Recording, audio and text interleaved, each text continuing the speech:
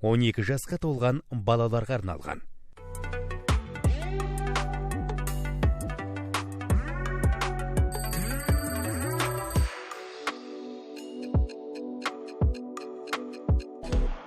Армысыз көрермен, Маңғыстау арнасында кофе-брек бағдарламасы, кофе-бректің бүгінгі экспаты Лесли Ридли мырза.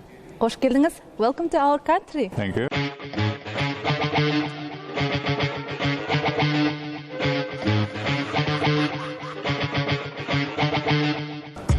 Hello, Mr. Ridley. Hi.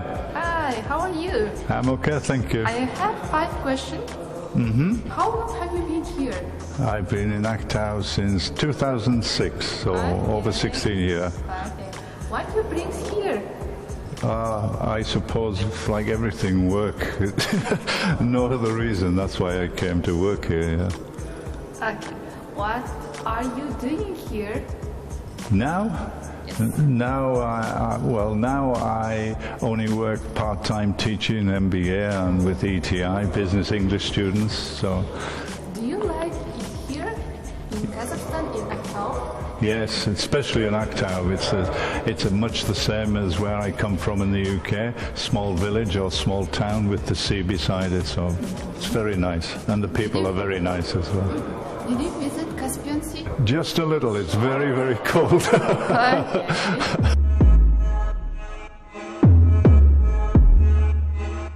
Can you start our interview?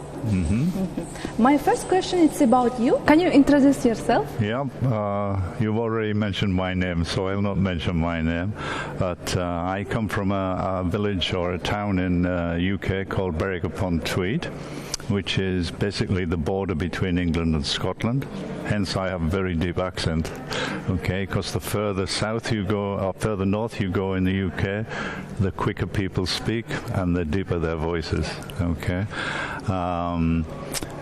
As for my education, I've got 2 degrees, one in finance and one in business and administration. I'm also a qualified chartered accountant.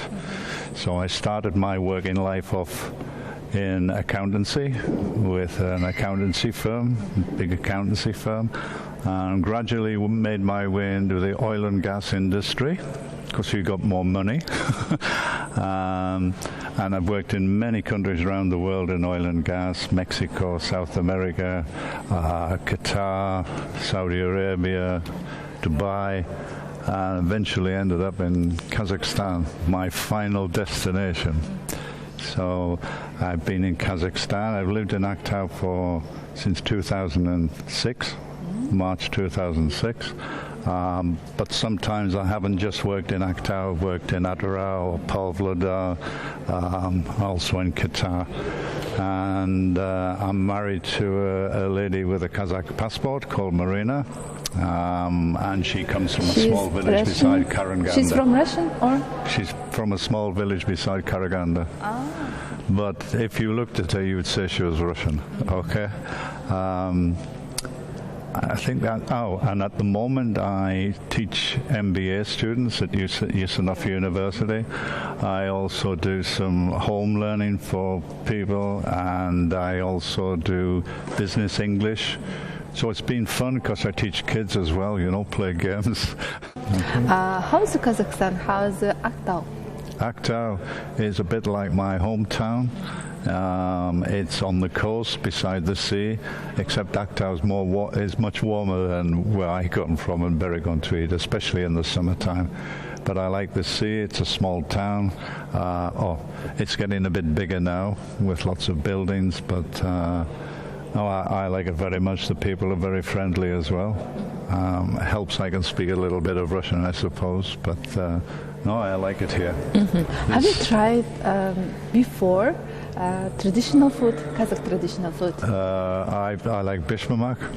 Okay. Of course. and obviously my wife cooks probably Russian food, you know, so I like borscht and things like that. So I've tried quite a number of them. Some I don't like, but like I can't eat solotka. But I think that's because of the background I come from. We cook fish, you know. Well, you eat raw fish, and so my stomach's not used to it, I guess, you know. So I can't eat that at all.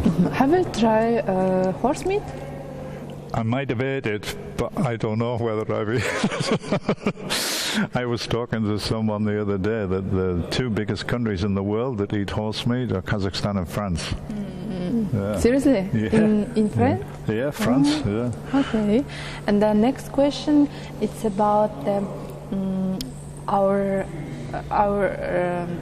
people, Kazakh people. I think the Kazakh people are friendly people. They're very family orientated. It's like the UK was maybe 50 years, 30 years ago, where now in the UK, because of internets and mobile phones and things like that, people sort of not families. They don't stay together very long, you know. People leave and go and live somewhere else. Where in Kazakhstan, I think a family stays together, and there's much more emphasis on older members of the family, looking after them and respecting them. It's much more family oriented, I think, than any of the countries I've worked in. Yeah.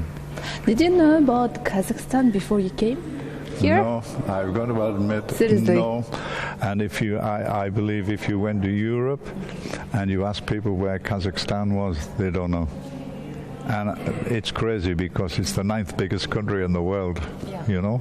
So people sort of knew about Azerbaijan, Baku, because that's where the oil industry started in the Caspian, but not this side, you know. What's your mission? What's your mission in here, in Kazakhstan, in Aktau? Well, now that I'm older, my original mission when I came to Kazakhstan, I was working for a shipping company here in Aktau, and the idea was to help the local people to understand how to do finance and learn about all the things with oil and gas. So really it was to teach local people to do the jobs that expats were doing, you know, and to help local people, because as I say to everybody, you need to learn English, you know, if you want to progress in life. I think if you don't know English, it's very difficult, you know. I might be controversial, but if you only know Kazakh language, you can only work in Kazakhstan. So, and actually Kazakhstan's a bit like Holland, because in Holland they learn Dutch, but you can only work in Holland if you know Dutch. And at school they learn 3 languages from 5-year-old at school. And I think if they did something like that in Kazakhstan, very quickly people would learn, you know. But the biggest problem is practice. There's nobody to practice with, you know. People feel embarrassed in case they make a mistake. You know, when I sort of learned Russian, I made lots of mistakes. You have to laugh about it, you know. Krasiva, I used to say Krakova, because we pronounce C's as K as well, you know. So if you went to live in an English-speaking country, you would learn very quickly. Because you have no alternative. You have to. You have to speak. Experience already. Yeah. But that's the best way to learn, you know. I couldn't have learned Russian from a book, nowhere. But because you're here, yes, I have a choice. But I think that it's up to people like me. I've got to make an effort to speak your language. Yeah. You shouldn't have to speak my language. This is your country. I should have to learn your language. Unfortunately, Kazakh I'm not very good at. How about Kazakh language?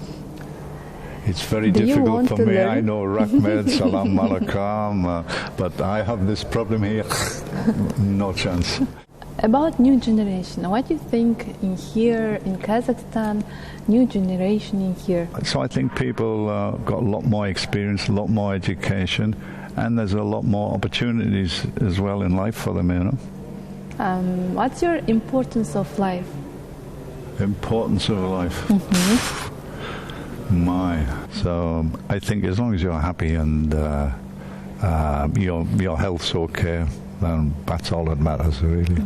What do you wish for our television viewers? What do I wish for them? I wish them Like I always wish everybody at a wedding, I wish them all wealth, health and happiness.